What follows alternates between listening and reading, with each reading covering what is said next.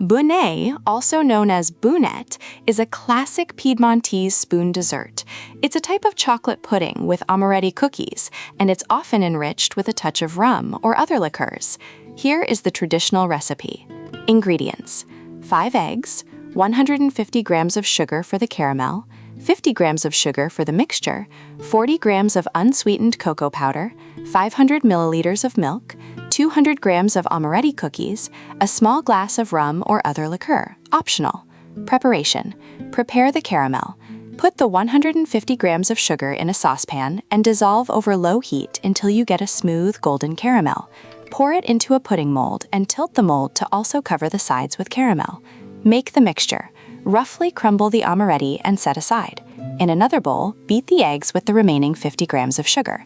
Add the sifted cocoa to avoid lumps and mix well to amalgamate the ingredients. Heat the milk. In a saucepan, bring the milk almost to a boil without boiling it.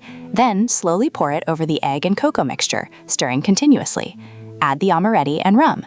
Incorporate the crumbled amaretti into the mixture, and if you like, a small glass of rum or another liqueur of your choice.